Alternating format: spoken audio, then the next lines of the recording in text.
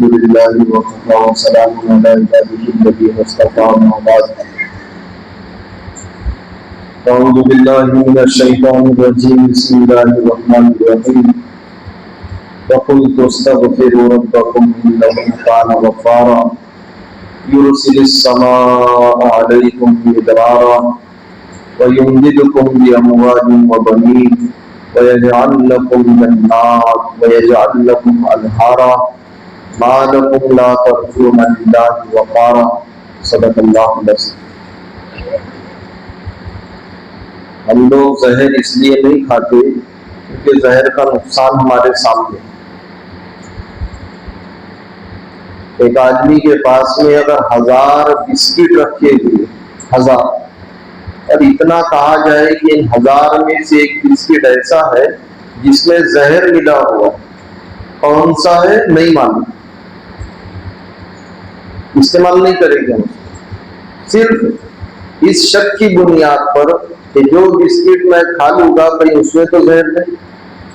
حالانکہ یہ بات طے ہے کہ 1000 میں سے صرف ایک بسکٹ ایسا ہے جس میں زہر ملا ہوا، 999 ایسے ہیں جس میں زہر نہیں، لیکن ہم 999 میں سے بسکٹ صرف اس لیے استعمال نہیں کرتے کہ ہم کو اس بات کا شک ہے کہ یہ ہو سکتا ہے، جبکہ گناہوں کی وجہ سے اللہ تعالیٰ کا ناراض ہونا اور اس کے علاوہ بہت ساری چیزیں یہ بالکل طے ہے، یقینی 1000 میں سے ایک بسکٹ میں زہر ہے یہ یقینی ہے، لیکن کون سا ہے یہ نہیں معلوم ہے، اس کے باوجود ہم اس کو استعمال نہیں کرتے۔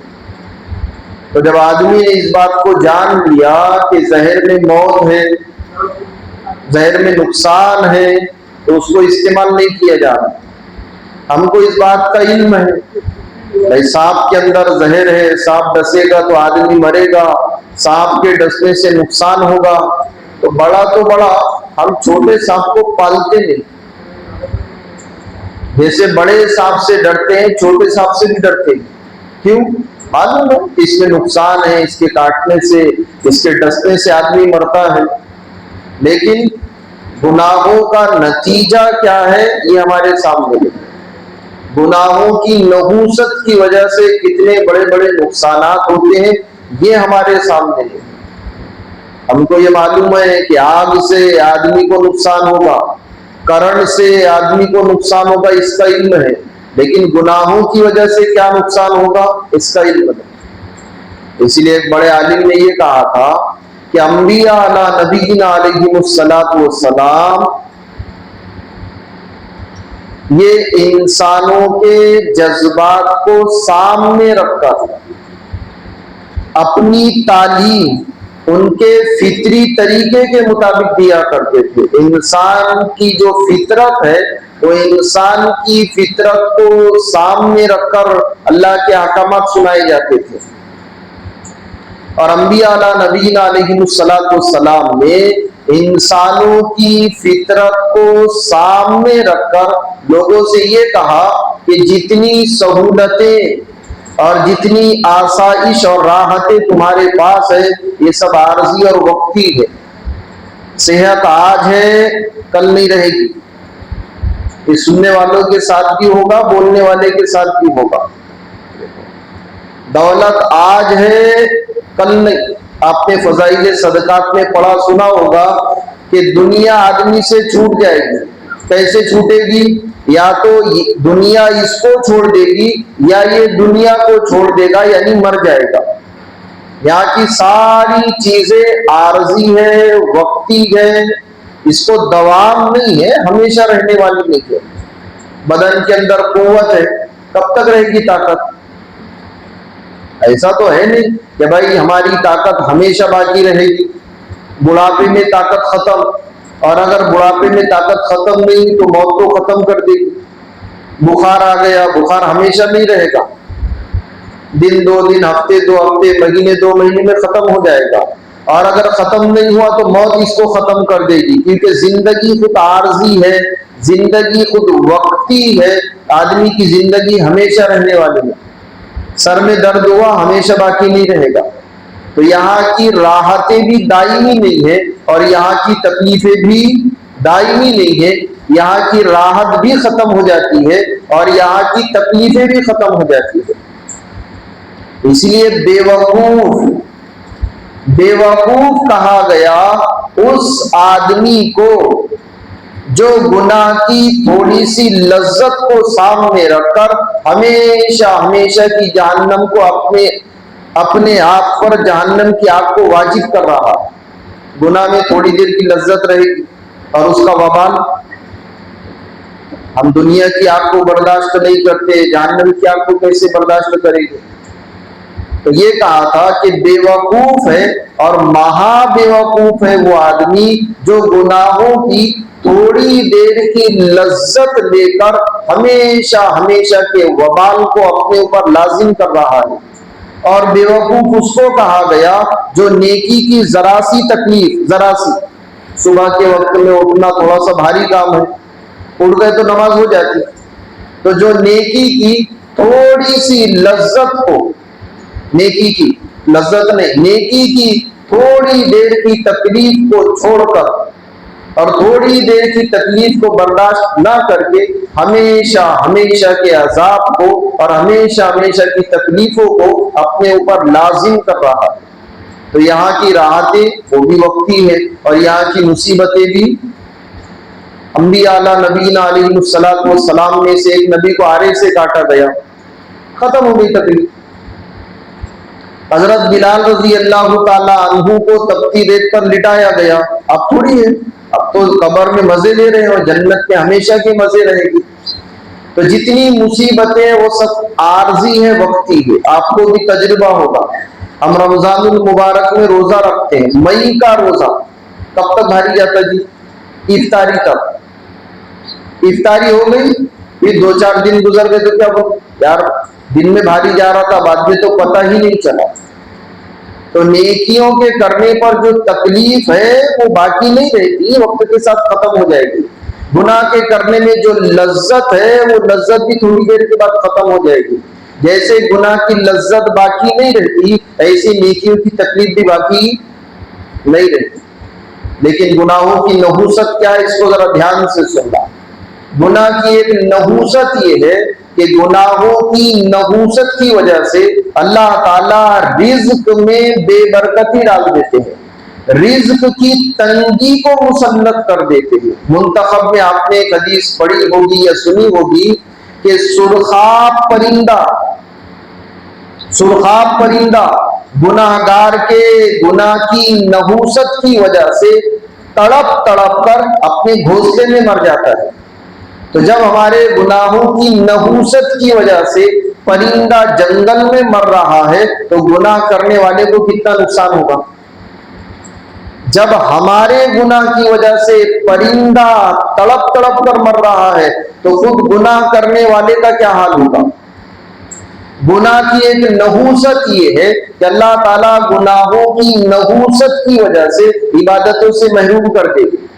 یاد ہوگا آپ کو گزشتہ یہ بات بتائی گئی تھی، ایک آدمی کہنے لگے کہ اللہ میں تیری اتنی بڑی نافرمانی کرتا ہوں، تو نے تو کبھی مجھ پر عذاب نہیں بھیجا۔ باری تعالیٰ نے ان کے دل میں یہ بات ڈالی کہ بھئی عذاب بھیج دیا میں نے، تجھ پر میرا عذاب آ گیا۔ تو وہ سوچنے لگے کہ عذاب کیسا، طبیعت اچھی ہے، مال بہت بڑھ رہا ہے، صحت ہے، لوگوں میں عزت ہے۔ ان کے دل میں یہ بات ڈالی گئی، کیا تو نے نہیں دیکھا کہ میں نے عبادتوں کی توفیق چھین لی؟ اذان کی آواز سننے کے بعد نماز نہ پڑھنا یہ کسی گناہ کی نحوست کی وجہ سے ہے۔ کانوں میں اذان کی آواز آ رہی ہے، پھر بے حسی کا عالم یہ ہے کہ بیٹھے ہوئے ہیں۔ اذان کی آواز سننے کے بعد نماز نہ پڑھنا، اس سے بڑا محروم کون ہوگا جی؟ اللہ تعالیٰ کتنے ناراض ہو گئے اس آدمی سے جس کو اذان کی آواز سنائی گئی، نماز سے محروم کر دیا گیا۔ یہ تو ناراضگی کی علامت، ٹھیک ہے؟ ہم جس سے ناراض ہوتے ہیں اس کو اپنے گھر میں آنے نہیں دیتے۔ اللہ جب کسی سے ناراض ہوتے ہیں تو دنیا نہیں چھینے گے، عبادتوں کی توفیق چھین لے گے۔ عبادتوں کی توفیق نہ ملنا اللہ کے ناراض ہونے کی علامت ہے۔ یہ نہیں کھیت بڑھ گیا، मकान बढ़ गया, पैसे बढ़ गए, लोगों में इज्जत होने लगी। ये सारी चीजें तो फिरौन के पास भी थी, फिरौन के पास भी। कारून के पास देखो ना कितना माल था। शद्दाद ने तो दुनिया ही के अंदर जन्नत बना ली थी कि लोग रास्ते से चल रहे हैं, फूल बिछाए जा रहे हैं, लेकिन नतीजा क्या निकला? हमेशा हमेशा की जहन्नम में।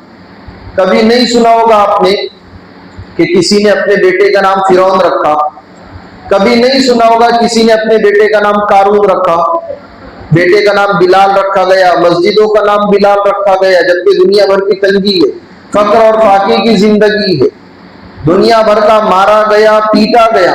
लेकिन शरीयत इस बात की गवाह है कि वो जो तकलीफें थी ना, सब आर्जी थी, वक्ती थी, सब तकलीफें खत्म हो गई। तो माल मिलने के बाद, माल मिलना इस बात की अलामत नहीं कि अल्लाह हमसे खुश है। माल कारून के पास बहुत था। हुकूमत मिलना इस बात की अलामत नहीं कि अल्लाह हमसे खुश है। फिरौन के पास हुकूमत थी। वजारत मिल जाना इस बात की अलामत नहीं है कि अल्लाह हमसे खुश है। कोई डिग्री मिल गई, कोई मनसब मिल गया, कोई ओहदा मिल गया, तो उबई इब्न खल्फ के पास क्या था? मनसब था। लेकिन आप सब जानते हैं हलाक हुए, ये सारे के सारे लोग हलाक हुए। तो ये नहीं सोचना भाई मुझे तो कभी कोई बीमारी नहीं आ रही, ऐसा लगता है अल्लाह नाराज हो गए। अल्लाह नाराज हो गए, बड़ा नुकसान ये होगा, इबादतों की तौफीक छीन ली जाएगी। वरना जुमा के दिन मस्जिदें पूरी भरी हुई है, असर में खाली क्यों हो गई? वो खाली होना इस बात की अलामत है जितने लोग मस्जिद में नहीं आए, इन सारों से अल्लाह नाराज है। ये फैसला करना आपको। नमाज की तौफीक ना मिलना अल्लाह के नाराजगी की अलामत है। हज फर्ज होने के बाद इतनी मुकद्दस जगह पर ना जाना अल्लाह के नाराजगी की अलामत है। अल्लाह नाराज हो गए हमसे। तो अल्लाह कैसे कैसे माजूर लोग जाकर आ रहे हैं, माजूर लोग। गुज़श्ता एक बुजुर्ग आदमी थे, 78 साल की उम्र, बीवी को व्हील चेयर पर लेकर जाते थे, खुद 78 साल किया और बीवी को कुर्सी पर ले जा रहे हैं। और फिर बिल्डिंग से बस स्टॉप पर जाना, फिर कुर्सी की घड़ी करना, फिर दूसरी बस बदलना। हरम शरीफ में तकरीबन 1.5 किलोमीटर, बस स्टॉप से मताफ 1.5 किलोमीटर, इतना बीवी को लेकर चलना। तवाफ कुर्सी पर बीवी को कराना। 78 साल का हो, 78 साल। ये इस बात की अलामत है कि अल्लाह उनसे खुश और राजी थे। मेरे ऊपर हज फर्ज है, मैं हज को नहीं गया, इस बात की अलामत है कि अल्लाह मुझसे रूठे हुए हैं। तो इबादतों की तौफीक का सल्ब हो जाना, इबादतों की तौफीक का छीन लिया जाना, ये अल्लाह के नाराजगी की अलामत है। तो उलमा ने लिखा है गुनाहों की एक नहूसत ये है अल्लाह इबादत की तौफीक छीन लेगी। आपको याद होगा अभी 2-4 हफ्ते पहले शायद एक बात आई थी, हजरत सुफियान सौरी रहमतुल्लाह अलैह। सौर अरबी में बैल को कहते हैं, आपको याद होगा हमने यहीं पर कही थी ये बात। बहुत बड़े बुजुर्ग थे, बहुत बड़े और बड़े मुहद्दिस है सुफियान सौरी रहमतुल्लाह अलैह। इनका नाम सिर्फ सुफियान था, बाद में इन्होंने सौरी लगाया, वो इंग्लिश का सौरी नहीं। सौर अरबी में बैल को कहते हैं। एक मर्तबा मस्जिद के अंदर आ रहे थे, उल्टा पैर मस्जिद में पड़ा है, उल्टा पैर, उल्टा पैर। मस्जिद में आते वक्त सीधा पैर डालना चाहिए, इनका उल्टा पैर मस्जिद के अंदर पड़ा है। कान में आवाज पड़ी, अरे बैल। उसके बाद से अपने नाम के आगे सौरी लगाया करते थे, यानी इतना पसंद आ गया। आपको बुरा लगे अल्लाह के लिए माफ करना, ये जितने लोग मस्जिदों में उल्टे पैर से दाखिल होते हैं ना, ये सारे के सारे बैल है। अगर इंसान होते तो सीधा पैर अंदर रखते थे। मस्जिद में आते वक्त उल्टा पैर अंदर रखना और मस्जिद से बाहर जाते वक्त सीधा पैर बाहर निकालना, ये बैल होने की नहीं, समझ रहे, जानवर होने की अलामत है। इंसान के इंसानियत का और मोमिन के ईमान का तकाजा ये है जब भी मस्जिद में आए सीधा पैर अंदर रखना, जब भी मस्जिद से बाहर जाए उल्टा पैर बाहर निकालना। अगर उल्टा हो गया इंसानियत खत्म हो गई। तो सुफियान सौरी रहमतुल्लाह अलैह वो खुद अपना वाकिया बयान करते हैं कि मस्जिद में एक आदमी कोई इबादत कर रहा था, मेरे दिल में ख्याल आया ये शायद रियाकार है। मैंने किसी से कहा नहीं, बस मेरे दिल में ख्याल आ गया कि ये आदमी रियाकार है। वो खुद कहते हैं इस بدگمانی کی وجہ سے اور اس کے بارے میں میرے دل میں جو برا خیال آیا، اس گناہ کی نحوست کی وجہ سے ایک مدت تک، ایک قول کے مطابق 6 مہینے تک تہجد کی توفیق چھین لی گئی تھی۔ اتنا بڑا محدث تہجد نہیں پڑھ سکا۔ کیوں؟ ایک آدمی کے بارے میں برا خیال آتا۔ یہ ہماری جو نمازیں چھوٹ رہی نا، اس کی وجہ ہے۔ نمازوں کا چھوٹنا اللہ کے ناراضگی کی علامت ہے۔ حج فرض ہونے کے بعد نہ کرنا اللہ کے ناراضگی کی علامت ہے۔ زکوٰۃ فرض ہونے کے بعد زکوٰۃ نہ دینا اللہ کے ناراضگی کی علامت ہے۔ ایک بات یاد آ گئی تو سن لے، حالانکہ اس کا اس سے تعلق نہیں ہے۔ مسجد کا تعمیری کام شروع ہے، میرا کچھ لگا نہیں لگا، نہیں لگنا اس بات کی علامت ہے کہ اللہ مجھ سے ناراض ہے۔ ایسا بہت دیا آپ لوگوں نے، اللہ آپ کے دینے کو خود قبول کرے۔ بہت دیے، بعضوں نے تو ایسا سمجھو نہیں بولنا چاہیے، لیکن یہ سمجھو کہ انہوں نے تو حق ادا کر دی، جبکہ کوئی حق ادا نہیں کر سکتا، لیکن اپنی سوچ کے اعتبار سے اگر کوئی ایسا کہ فلاں ساتھی نے تو حق ادا کر دیا تو یہ غلط نہیں ہے۔ ایک آدمی پر روزہ فرض ہے، روزہ نہ رکھے یہ اللہ کے ناراضگی کی علامت ہے۔ تو گناہوں کی ایک نحوست یہ ہے کہ اللہ عبادتوں سے محروم کر لے گے۔ امام غزالی رحمۃ اللہ علیہ نے بڑی عجیب بات لکھی ہے، سننے جیسی بات ہے۔ امام غزالی رحمۃ اللہ علیہ فرماتے ہیں کہ وضو کرنے سے پہلے کی کیفیت اور وضو کے بعد کی کیفیت دونوں میں فرق نظر آئے گا آپ کو۔ ایک آدھ بار ایسے بیٹھو اور اپنے آپ کو سوچو، اس کے بعد وضو کرو، اب سوچو دونوں میں فرق آئے گا۔ وضو سے پہلے کی حالت اور وضو کے بعد کی حالت دونوں میں زمین آسمان کا فرق ملے گا ہم کو۔ یہ بات الگ ہے کہ زکام ہو گیا تو عطر کی خوشبو نہیں آتی، بخار ہو گیا تو پلاؤ کا مزہ، بہت اچھی بریانی بنی لیکن منہ کڑوا ہو گیا تو کیا؟ تو گناہوں کی نحوست اور عبادت اور نیکیوں کی لذت وہ بعض مرتبہ کسی گناہ کی وجہ سے محسوس نہیں ہوتی، ورنہ عبادتوں کے اندر اللہ نے حلاوت رکھی ہے۔ ایک بڑے بزرگ گزرے ہیں، ان کے متعلق عجیب بات لکھی حضرت شیخ زکریا رحمۃ اللہ علیہ کہ ان کے منہ سے ہمیشہ خوشبو آتی تھی، ہمیشہ خوشبو۔ تو کسی نے کہا کہ حضرت تم الائچی کھاتے کیا؟ عطر کا فایا بجائے کان کے منہ میں رکھ کر آتے؟ انہوں نے کہا بھائی ایسا کچھ نہیں ہے۔ کہا پھر تمہارے منہ سے خوشبو آنے کی وجہ کیا ہے؟ کہنے لگے میں جب مدینہ منورہ گیا بہت درود پڑھتا تھا، بہت بہت بہت درود پڑھتا تھا۔ تو نبی صلی اللہ علیہ وسلم خواب میں آئے اور آ کر یہ کہا بھائی تو نے اتنے درود پڑھے ہیں، میرا دل چاہتا ہے کہ میں تیرے منہ کو چوموں، میرا دل چاہتا ہے کہ میں تیرے منہ کا بوسہ لوں۔ اس کے بعد نبی صلی اللہ علیہ وسلم نے میرے منہ کو چوما، تب سے لے کر آج تک میرے منہ سے خوشبو آتی ہے۔ تو نیکیوں کی لذت ہے، ہم کو محسوس نہیں ہو رہی، وہ پتہ نہیں کیوں، ہو سکتا ہے زکام ہو گیا ہوگا، بخار ہو گیا ہوگا۔ ایسے گناہوں کے اندر نحوست ہے، ہم کو محسوس کیوں نہیں ہو رہی؟ زکام کی وجہ سے کہہ دو، بخار کی وجہ سے کہہ دو۔ مولانا اشرف علی تھانوی رحمۃ اللہ علیہ انہوں نے ایک مرتبہ یہ کہا تھا کہ کوئی آدمی 3 دن تک اپنے آپ کو گناہوں سے بچانے کا ڈھونگ کر لے، ایسا سمجھ لو، یہ ان کے الفاظ نہیں ہے، یعنی کوئی آدمی 3 دن تک بس اپنے آپ کو گناہوں سے بچا لے۔ اب 3 دن پہلے کی زندگی اور 3 دن کے بعد کی زندگی، زمین آسمان کا فرق ملے گا۔ ایک بڑے عالم ہیں، ماضی قریب میں ان کا انتقال ہوا، اللہ ان کی قبر کو نور سے منور کرے۔ تو ایک مرتبہ بیان میں کہہ رہے تھے کہ بادشاہ کے گھر کے کپڑے دھل کر آیا کرتے تھے،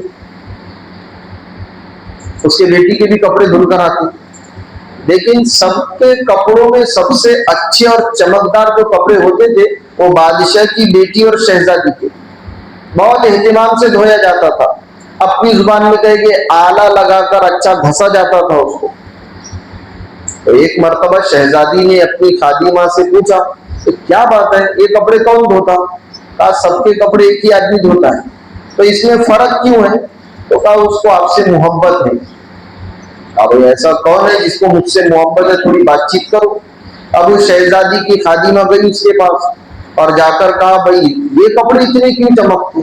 تو دھوبی کا بیٹا کہنے لگا کہ مجھے شہزادی سے بہت زیادہ محبت ہے، بس ایک بار دیدار کی خواہش ہے، ایک بار زیارت ہو جائے، بس ایک بار ملاقات ہو جائے، ایک بار میں اس کا چہرہ دیکھ لوں تاکہ مجھے سکون اور اطمینان مل جائے۔ تو خادمہ نے شہزادی سے کہا کہ وہ ایسا ایسا کہتا ہے۔ تو شہزادی نے کہا یہ تو مشکل کام ہے۔ اس نے اب خطوط شروع کیے، خط لکھنا، پرچیاں لکھنا، اور اس میں اشعار، آپ تو ایسے ہیں اور چنا ہے اور چنی ہے، اور بہت اچھے اچھے القابات۔ وہ شہزادی پرچیوں کو دیکھتی اور مسکراتی اور اس کے بعد پھاڑ کر اس کو چھوڑ دی۔ جب اس نے دیکھا کہ بھائی خطوط کی کثرت اور خط کی تعداد بڑھتی جا رہی ہے، تو شہزادی نے اپنی خادمہ سے کہا کہ اس سے جا کر یہ کہو کہ میرے ابا کو علماء سے بہت محبت ہے، میرے ابا علماء کے پاس جاتے ہیں مسائل پوچھنے کے لیے، میرے ابا بادشاہ علماء کے پاس جاتا ہے دعا کی درخواست کرنے کے لیے، اگر ایسا کچھ کر لے ہو سکتا ہے زیارت ہو جائے۔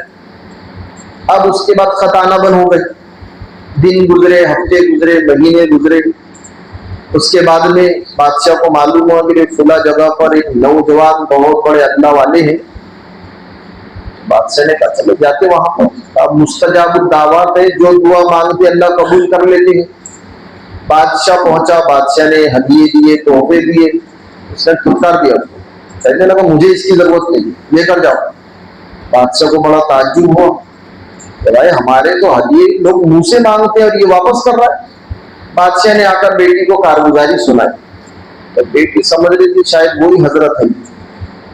تو شہزادی نے ابا سے کہا کہ ابا اگر آپ اجازت دیں تو میں جاؤں وہاں پر دعا کی درخواست کر کے جاؤ بیٹا۔ اب یہ آئی وہاں پر، پتا چلا کہ یہ وہی دھوبی کا بیٹا ہے، اس نے بھی اس کو دیکھا نہیں تھا، اس نے اس کو دیکھا نہیں تھا، بس خطوط پر ہو رہا تھا یہ معاملہ۔ تو شہزاد بہت دیر تک اس نے دعا کی درخواست، کیا ہوا ہم کو نہیں معلوم، ہو تو اللہ ہی زیادہ بہتر جانتے ہیں۔ اخیر میں وہ کہنے لگی کہ بھائی تو میری طرف ایک بار دیکھنے کو تیار ہو، ذرا دیکھ تو صحیح۔ تو خطوط میں بہت لکھ رہا تھا کہ آپ کی زیارت کا میں مشتاق ہوں اور متمنی ہوں اور خواہش مند ہوں، اور یہ بہت ساری چیزیں۔ تو اس کا وہ چھوٹا سا جملہ سننے جیسا، وہ کہنے لگا کہ اللہ کے ذکر نے میری توجہ کو تیری طرف سے ہٹا لیا، ایک مرتبہ نہیں دیکھا۔ اس لیے علماء نے لکھا ہے اگر آدمی غفلت کے ساتھ بھی اللہ کا ذکر کرے گا، غفلت کے، تو یہ ذکر اپنا اثر بتائے گا۔ ایک آدمی گولی چلائے اور کیا کہے بھائی میرا ارادہ نہیں تھا چلانے کا، تو اس کو تو نقصان ہوگا۔ ایسا تو ہے نہیں کہ ارادہ ہوگا تو نقصان ہوگا اور ارادہ نہیں تو نقصان نہیں ہوگا، اچھی نیت ہے تو نقصان ہوگا، بری نیت ہے تو نقصان نہیں ہوگا، یا بری نیت ہے تو نقصان ہوگا، اچھی نہیں تو، ایسا تو ہے نہیں کچھ۔ تو ایسے ہی آدمی جب اللہ کا نام لے، آپ نے سنا ہوگا ایک آدمی 70 سال سے بس ایک رٹ لگائے ہوئے تھے، یا صنم، صنم کہتے بت کو، صنم کہتے مورتی کو، تو 70 سال سے ایک رٹ لگائے ہوئے تھے، یا صنم۔ ایک مرتبہ اس کے زبان سے بجائے صنم کے یا سمد نکلا، یا صنم کے بدلے یا سمد۔ اس کے کان میں آواز آئی لبیک یا عبدی، بول میرے بندے میں حاضر ہوں۔ 70 سال آدمی اللہ کا نام لے اور اثر نہ ہو، ایسا نہیں ہوگا۔ جیسے جب بیج زمین میں پڑتا ہے وہ اپنا اثر بتاتا ہے، پانی زمین پر پڑتا ہے وہ اپنا اثر بتاتا ہے، آدمی اللہ کا نام لے اور وہ اپنا اثر نہ بتائے، نہیں ہوتا ایسا۔ تو گناہوں کی تاثیر ہے، پہلی وہ آدمی کو عبادتوں سے محروم کر دے گی، دوسری وہ آدمی کو رزق سے محروم کر دے گی، رزق کی تنگی مسلط کر دے گی۔ اور اس کا ایک بڑا نقصان یہ ہے، جیسے کہ ہم سب دیکھ ہی رہے ہیں، یہ تو طے ہے کہ بارش ہوگی، بھائی ہم لوگ گناہ گار ہیں، لیکن اللہ جانوروں کی برکت سے، گزشتہ ایک بات بتائی گئی، سلیمان علیہ نبی علیہ السلام جب دعا کرنے کے لیے جا رہے تھے، لوگوں سے کہا بھائی واپس چلے، اب دعا کرنے کی ضرورت نہیں۔ تو لوگوں نے کہا حضرت کیوں؟ کہا نہیں، کیونکہ یہ پرندوں کی بولیاں جانتے تھے۔ کہنے لگے میں نے ایک چونٹی کو اللہ تعالیٰ سے بارش مانگتے ہوئے سنا ہے، اللہ اس کی برکت سے بارش اتارتے ہیں، بارش تو ہوگی۔ لیکن رکی ہوئی کیوں ہے؟ تو آپ نے سنا ہوگا اذا فشى الزنا فی قوم الا کثر فیہم الاموات، جب کسی قوم میں زنا کی کثرت ہو جائے، جب کسی قوم میں زنا کی بیماری پھیل جائے تو موت کی کثرت ہوگی، لوگ زیادہ مریں گے، لوگوں کا زیادہ مرنا موت کی کثرت زنا کے عام ہونے کی علامت ہے۔ اور آپ کو یہ بات یاد ہوگی کہ دیور اور بھابھی اگر بائک پر موٹر سائیکل پر ایک ساتھ جا رہے تھے اور ایک دوسرے سے دونوں کا بدن چھوا، ٹچ ہوا، مس ہوا، بدن سے بدن لگا اور دل کی کیفیت بدلی، بس دل کی کیفیت بدلی، تو آپ یہ سمجھو کہ دونوں نے زنا کر لیے۔ یہ جو ہماری بچیاں بسوں میں سفر کر رہی نا، دنیا بھر کی بھیڑ ہے بسوں میں، لیکن بے غیرتی چاہیے ہمارے کو، ہم کو تو بچوں کا مستقبل بنانا، کیا جی فیوچر، ہاں فیوچر، ٹیچر، کیچڑ، پتہ نہیں کیا کیا ہے، وہ بچوں کے مستقبل کو بنانے میں ان کا جو اگلا مستقبل ہے، قبر، ان کی آخرت، یہ خراب ہو رہی ہے۔ ایک آدھ بار بس میں سفر کر کے دیکھو آپ، تو جو بے غیرت آدمی ہوگا وہی اپنی بچیوں کو سفر کرائے گا۔ بے غیرت جو ہوگا، جس کے اندر ذرہ برابر شرم نہیں ہوگی، وہی اپنے بچیوں کو بس میں سفر کرائے گا۔ بغیر محرم کی بچیاں سفر کر، اس میں مردوں اور عورتوں کا اختلاط۔ گزشتہ چند جمعہ پہلے، چند مہینے پہلے ایک بات کہی گئی تھی کہ ہماری بچیاں اگر میک اپ کر کے اسکول جا رہی ہے نا، میک اپ کر کے بن سور کر اگر بچی اسکول جا رہی ہے، زانیہ بن کر واپس آئے گی۔ زانیہ، زانیہ یعنی یہ سمجھو رجعت قضا و قضا ای زانیتن، یہ حدیث کے الفاظ ہے۔ ایما امراتین، کہ جو عورت گھر سے نکلے اور کیسی نکلے؟ خوشبو لگا کر، کیسی نکلے؟ ایسی حیت اختیار کر کے کہ لوگ اس کی طرف دیکھے، تو یہ چلی تو گئی، لیکن جب واپس آئے گی زانیہ بن کر واپس آئے گی۔ اب ہمارا جو اختلاط ہے ایک دوسرے کے ساتھ اٹھنا بیٹھنا بہت بے تکلفی ہے۔ علماء نے یہاں تک لکھا ہے، اس کو دھیان سے سننا ذرا، یہاں تک لکھا ہے کہ خسر، سسرا، خسر سسرا اگر اس کا ہاتھ بہو کے بدن پر لگے، بہو کے بدن پر لگے اور دل کی کیفیت بدل جائے تو وہ بہو اس کے بیٹے پر ہمیشہ ہمیشہ کے لیے حرام ہو جائے گی، ہمیشہ کے لیے۔ اب وہ دونوں ایک دوسرے سے ضرورت پوری نہیں کر سکتے۔ الٹا کر لو، داماد کا ہاتھ ساس کے بدن پر پڑے اور دل کی کیفیت بدل جائے، ایک قسم کا ہیجان پیدا ہو جائے، غلط شہوت پیدا ہو جائے، اگر ایسی کیفیت پیدا ہو گئی تو کیا ہوگا؟ اس کی بیوی یعنی ساس کی بیٹی اس پر ہمیشہ ہمیشہ کے لیے حرام ہو جائے گی۔ اس کو کہتے ہیں حرمت مصاہرت۔ یہ جو پردے کے احکامات ہیں اس نحوست سے بچانے کے لیے، جب زنا عام ہوگا موت کی کثرت ہوگی۔ ہم کو صرف اتنا نظر آ رہا ہے بھائی، بہت ہمارے یہاں تو ایک گیا نا تو دو چار کو لے کر جاتا ہے، ایسا بولتے ہم کو، بلکہ ایک آدھ کا انتقال ہوا اور دوسرا بیمار ہے نا تو وہ ٹینشن میں رہتا۔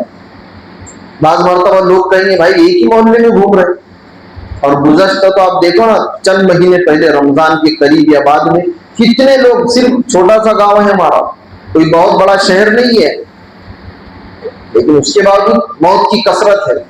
اس کے علاوہ بھی صرف اپنا گاؤں میں چاروں طرف آپ نگاہ ڈالو، آئے دن آپ کو خبر ملے گی، آئے دن اس کا انتقال ہوا، اس کا انتقال ہوا۔ جب زنا عام ہوگا موت تو طے ہے، لیکن موت کی کثرت ہوگی، لوگ زیادہ مریں گے۔ اب چاہے وہ زیادہ مرنا کرونا کی وجہ سے ہے، مہلک یا جان لیوا بیماریوں کی وجہ سے، جتنا زنا بڑھے گا اتنے مرنے والوں کی تعداد بڑھے گی۔ آپ مرنے والوں کی تعداد کم کرنا چاہتے ہیں، زنا ختم۔ اور زینے کی بہت شکلیں ہیں، اس میں سے ایک شکل یہ جو بچیاں جا رہے ہیں نا، اس سے اسکول والوں کی بھی بہت ساری ذمہ داری ہے، انہوں نے بھی اس کا خیال رکھنا چاہیے، ماں باپ کی بھی ذمہ داری ہے، مدرسے والوں کی بھی ذمہ داری ہے۔ اگر بچیاں گھر سے بس میں گاڑی میں سفر کر رہی ہے، سمجھاؤ آپ ان کو، صرف نقاب پہن لینے سے پردہ نہیں ہوگا، نقاب پہننے کے بعد بھی، اور اسلامی دشمن تو کیا کیا ارادے لیے ہوئے ہماری بچیوں کے ساتھ میں. پوری دنیا طاق میں لگی ہوئی ہے, پوری دنیا گھات میں بیٹھی ہوئی ہے کہ ہم کیسے ان کی عزتوں کو, ان کی عصمتوں کو پامال کرے اور کیسے ان کا ایمان اور اسلام ختم ہو جائے.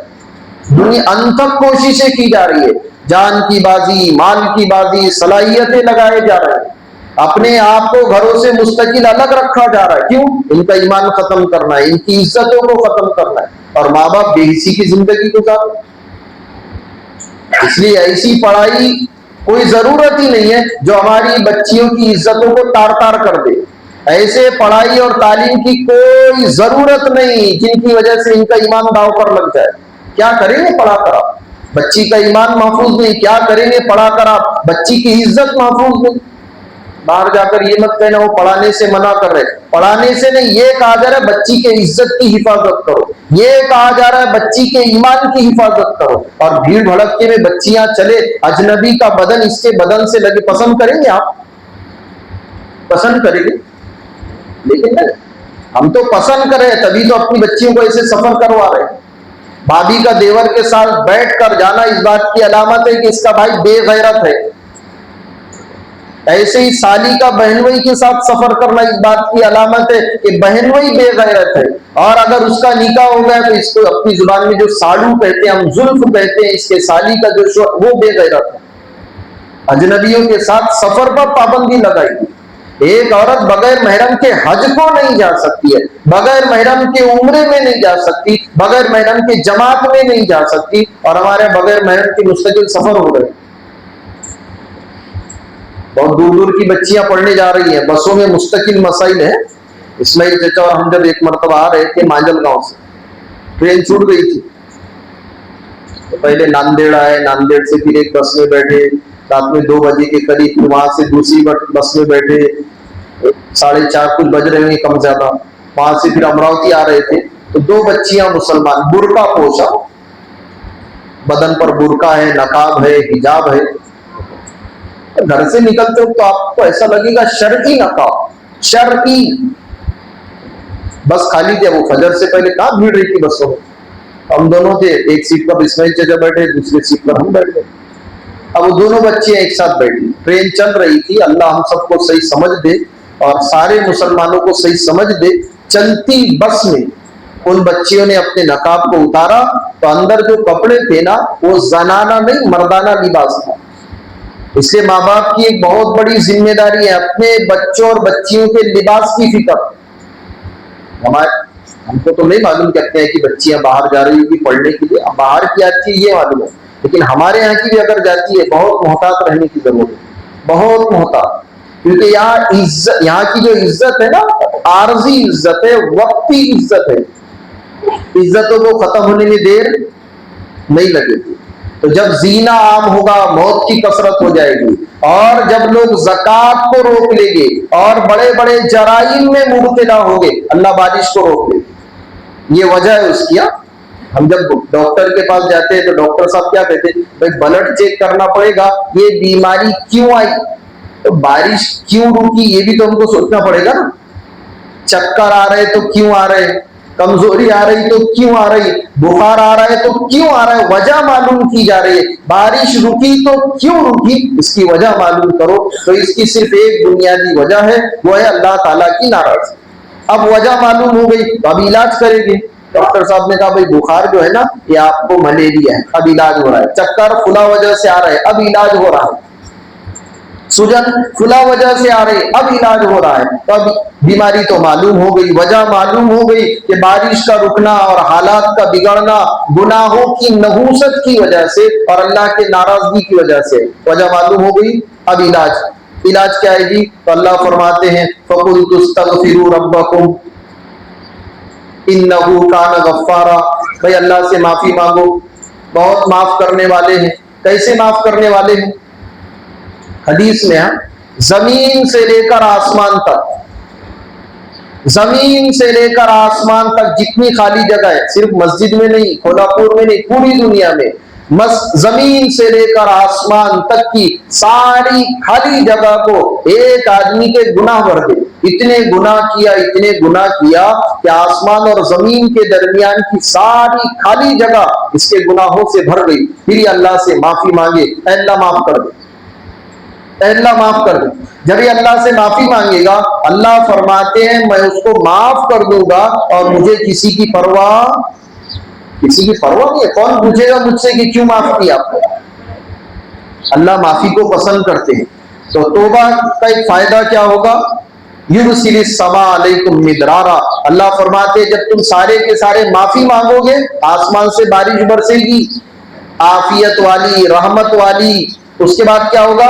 وَيُمْدِدْكُمْ بِأَمْوَالٍ وَبَنِينَ, اور تمہارے مالوں میں برکت, تمہاری اولادوں میں برکت. وَيَجْعَلْ لَكُمْ جَنَّاتٍ وَيَجْعَلْ لَكُمْ أَنْهَارًا, باغوں میں برکت, فصلوں میں, پیک میں, گلے اور اناج میں برکت, اور نہروں اور باغوں میں برکت.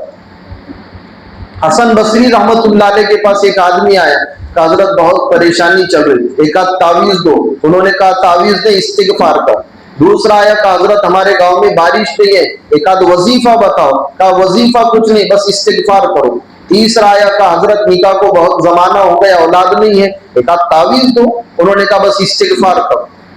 پھر آیا کوئی, کہا حضرت ساری کی ساری نہریں سوکھ گئی, کیا کرنا؟ کہا استغفار کرو. ان کے شاگردوں میں سے کسی نے پوچھا کہ حضرت 4 لوگ آئے اور سب کو آپ نے ایک ہی عمل بتایا استغفار کا. تو یہ آیت پڑھی تھی سورہ نوح کی, فَقُلْتُ اسْتَغْفِرُوا رَبَّكُمْ إِنَّهُ كَانَ غَفَّارًا, کہ تم اللہ سے معافی مانگو, اللہ تعالیٰ بڑے معاف کرنے والے ہیں. معافی مانگنے کو اللہ پسند کرتے ہیں, معافی مانگنے کو اللہ پسند کرتے ہیں. فائدہ کیا ہوگا؟ بارش ہوگی. اور ایک بڑے عالم ہے مولانا اشرف علی تھانوی رحمۃ اللہ علیہ, عجیب بات لکھی انہوں نے کہ جب آدمی معافی مانگتا ہے تو اس کے معافی مانگنے سے آسمان سے زمین پر بارش ہوتی ہے. معافی مانگنے سے یعنی پانی باہر آتا ہے. تو جب آدمی معافی مانگے گا تو کیا اس کے دل پر اللہ نور کی بارش نہیں کرے گی؟ جیسے معافی مانگنے سے پانی کی بارش برسات ہوگی, ایسی معافی مانگنے سے اللہ اس کے دل پر نور کی بارش برسائے گے. جیسے معافی مانگنے سے زمین تر ہوگی, ایسی اللہ تعالی معافی مانگنے سے اس کے دل کو اپنی نورانیت سے اور اپنی معرفت سے گیلا اور تر کر دے گے. کیا کرنا ہے؟ سارا کا سارا مجمع اللہ تعالیٰ سے معافی مانگیں گے سب. اللہ تعالیٰ ہم تمام کو صحیح سمجھ نصیب کرے. تو ایسے بیٹھ جائے جیسے ہم لوگ قاعدے میں بیٹھے.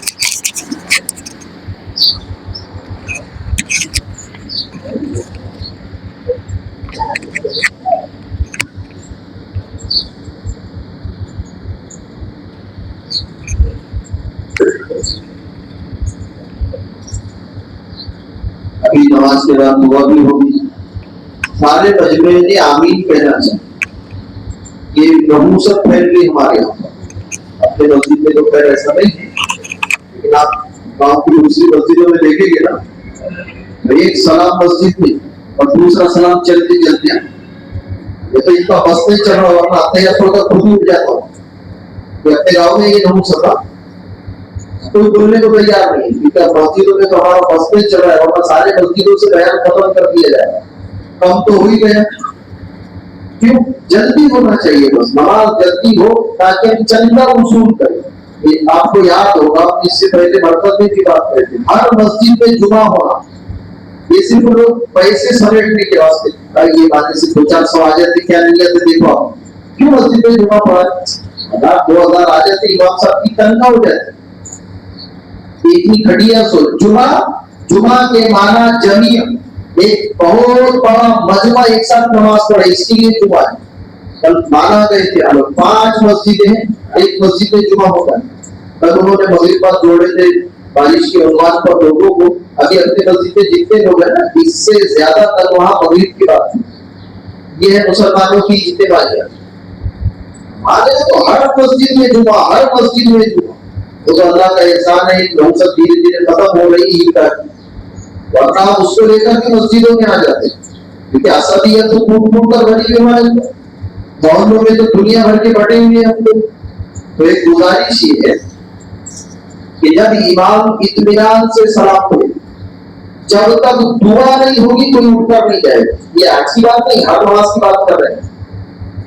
आपको ईमान की दुआ अच्छी नहीं लगती, अपनी खुद की दुआ करो, उसके बाद उठकर जाओ। पूछा गया था यू दुआ अस्मा, कौन से वक्त की दुआएं कबूल होती है, तो दो वक्त बताए गए थे, एक तहज्जुद में और दूसरे फर्ज नमाज के बाद। फर्ज नमाज का दुआएं कबूल होती है।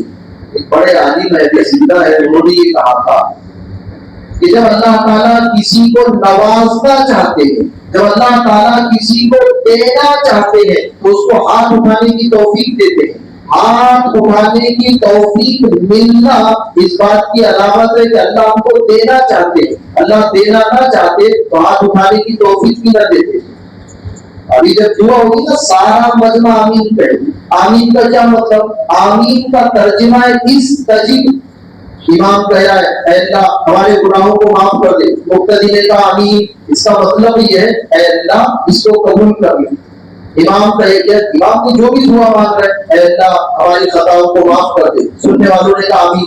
क्या मतलब? अल्लाह कबूल कर ले। अल्लाह बड़े परेशान है, परेशानी को दूर कर दे, सुनने वालों ने कहा आमीन। क्या मतलब? अल्लाह परेशानी को दूर कर दे। आमीन कहना ईमान की दुआओं में अपने आप को शामिल करना है और अल्लाह से दरखास्त करना है, अल्लाह ये जो कुछ मांग रहा है इसको कबूल कर। तो जब भी दुआ मांगी जाए, आप देखो ना फर्ज नमाजों की रात में भी जो दुआ होती है, दुआ इमाम साहब कर रहे हैं और बैठे हुए सामने, भाई इमाम की दुआ पसंद नहीं, आप अपनी दुआ करो, अपनी दुआ करो। इमाम तो साथियों की रियायत में मुख्तसर दुआ करेगा, आप अपनी मुख्तसर वक्त का में मुख्तसर दुआ कर लो, ज्यादा वक्त है लंबी दुआ कर लो, लेकिन नमाजों के बाद दुआएं कबूल होती है, दुआ कर ही जाना चाहिए। कभी बारिश के लिए भी दुआ होगी। सारा मजमा सबसे पहले तो गुनाहों की माफी करा। ये कहा गया था पूरे मजलिस में एक आदमी गुनाहगार है, उस गुनाहगार के गुनाह की नहूसत की वजह से बारिश होती हुई है। और हमारा तो क्या हाल है सब जानते हैं। एक आदमी गुनाहगार है, एक आदमी पूरे मजमे में, पूरी बस्ती में एक आदमी गुनाहगार था, उस एक आदमी के गुनाह की नहूसत की वजह से बारिश होती हुई थी। अब हमारा तो क्या हाल है, क्या होगा? हम चाहते हैं कि बारिश हो, सबसे पहला था दिल में अल्लाह ताला से माफी मांग लो। अभी बैठे बैठे दुआ के लिए हाथ उठाना भी जरूरी है। यही बैठे बैठे लो, अल्लाह मैंने जितने गुनाह किए तुझसे माफी मांग, तो अपने फजल से माफ कर दे। हमको बोलने में देर लगेगी, अल्लाह को माफ करने में देर, मांग लेते माफी। तो नमाज के बाद में इंशाअल्लाह दुआ की हुई, सारे साथी जमकर बैठे, जब दुआ मांगी जाए तो सबके उस पर आमीन कहना चाहिए। अल्लाह ताला से समझ नसीब करे।